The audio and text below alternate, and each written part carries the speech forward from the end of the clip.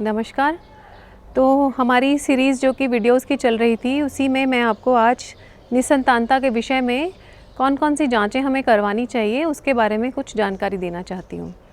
निसंतानता, हम कब निसंतानता में जांचें शुरू करते हैं?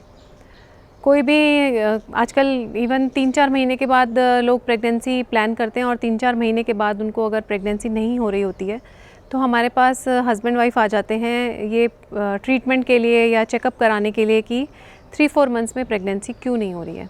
तो मैं आपको एक चीज़ क्लियर कर देती हूँ कि किसी भी मंथ में एक कपल को प्रेग्नेंट होने का चांस 20 से 25% होता है, क्योंकि जो नेचुरल फर्टिलिटी फिकंडिटी बोलते हैं हम साइंटिफिकली, फिकंडिटी जो होती है ह्यूमंस की वो 25% मैक्सिमम होती है, विच मीन्स कि अगर आप 1 महीने में प्रेगनेंसी के लिए ट्राई करेंगे तो 25% चांस ही है प्रेगनेंसी होने का। इसका रीज़न क्या होता है, इसका कारण क्या होता है? इसका कारण होता है कि जो हमारा बीज होता है, जो स्त्री बीज होता है, वो पूरे महीने में एक ही निकलता है, और दूसरा वो जो बीज होता है जब वो एग से रिलीज़ होकर ट्यूब में आता है तो उसकी फर्टिलाइजेशन कैपेसिटी सिर्फ 24 घंटे की ही होती है। मतलब वो जो बीज है वो सिर्फ 24 घंटे में ही फलित हो सकता है। अगर वो 24 घंटे निकल जाते हैं और उस दौरान उसका फलन नहीं हुआ तो उस महीने प्रेगनेंसी नहीं रहती और मरीज़ को महीना आ जाता है, पीरियड्स आ जाता है। अब जब हमारे पास कोई कपल इनफर्टिलिटी वर्कअप के लिए आता है तो हम सबसे पहले उसकी हिस्ट्री में पेशेंट की, फ़ीमेल की साइकिल्स पूछते हैं कि उसके पीरियड्स रेगुलर हैं कि नहीं है। पीरियड्स रेगुलर हैं तो हम ये मान के चलते हैं कि उसको एग फॉर्मेशन हो रहा होगा। Second thing which is important is thyroid. Thyroid abnormalities जो हैं वो काफ़ी कॉमनली पेशेंट को इनफर्टिलिटी या अबॉर्शंस में एंड अप करती हैं। थर्ड थिंग इज़ कि हस्बैंड सीमेन एनालिसिस, हस्बैंड का शुक्राणु का चेकअप। हस्बैंड का शुक्राणु का चेकअप करते हैं ये जानने के लिए कि हस्बैंड में तो कहीं कोई प्रॉब्लम नहीं है।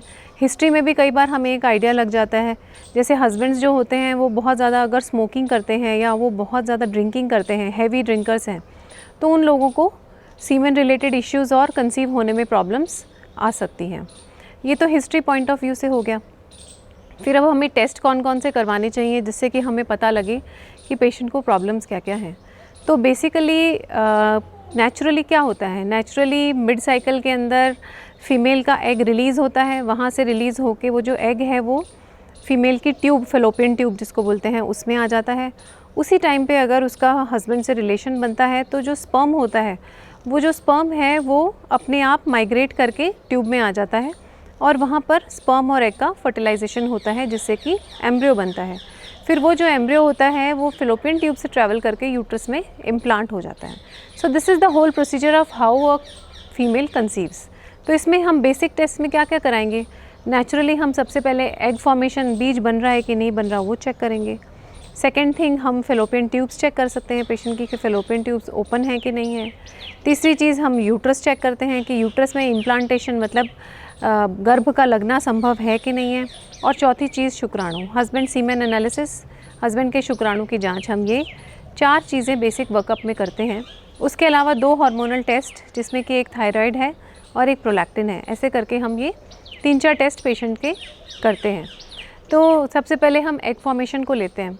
एग फॉर्मेशन हम कैसे कैसे जान सकते हैं?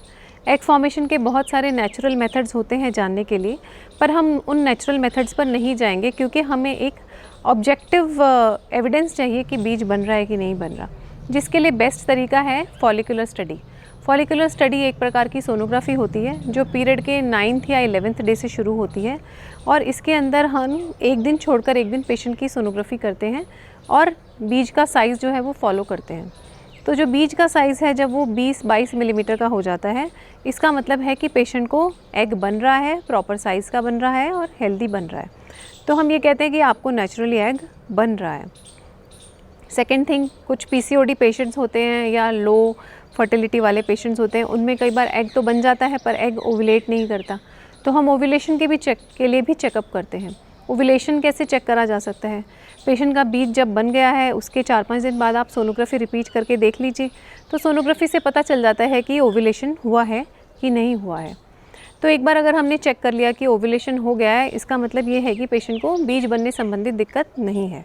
सेकेंड थिंग आता है यूट्रस। अगर हम सोनोग्राफी कर ही रहे हैं तो हम साथ साथ में गर्भाशय का भी चेकअप कर सकते हैं कि गर्भाशय में जो चेंजेस आने चाहिए, गर्भाशय का साइज़ और गर्भाशय के अंदर एक झिल्ली होती है जिसको एंडोमेट्रियम कहते हैं, वो प्रॉपर बन रही है कि नहीं बन रही है। गर्भाशय के बारे में और अच्छे से जानने के लिए 3D सोनोग्राफी होती है गर्भाशय की, जिससे हमें ये पता चलता है कि गर्भाशय कभी कभी डबल, सिंगल या बीच में झिल्ली, ये सब चीज़ें होती हैं। तो ये हमें काफ़ी कुछ सोनोग्राफी से ही आइडिया लग जाता है कि पेशेंट की एग फॉर्मेशन हो रही है कि नहीं हो रही है, पेशेंट की फर्टिलिटी अच्छी है कि नहीं है, पेशेंट PCOD का पेशेंट है कि नहीं है, और पेशेंट का यूट्रस नॉर्मल है कि नहीं है। जो सीमेन रिलेटेड प्रॉब्लम्स होती हैं या स्पर्म रिलेटेड प्रॉब्लम्स होती हैं, अगर उनमें कुछ प्रॉब्लम आता है तो उसके लिए हम पेशेंट को यूरोलॉजिस्ट या एंड्रोलॉजिस्ट के पास रेफ़र करते हैं। फिर आता है fallopian tubes. Generally fallopian tubes तब चेक की जाती हैं जब कोई डाउट होता है कि फेलोपियन ट्यूब्स में कोई प्रॉब्लम आने की संभावना है।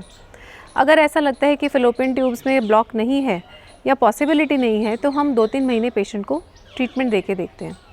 अगर ट्रीटमेंट के बावजूद भी पेशेंट कंसीव नहीं होता तो हमारा next tube fallopian tube checking आता है। अब फेलोपियन ट्यूब्स हम कैसे चेक कर सकते हैं, उसके बारे में मैं आपको नेक्स्ट वीडियो में जानकारी दूंगी। धन्यवाद।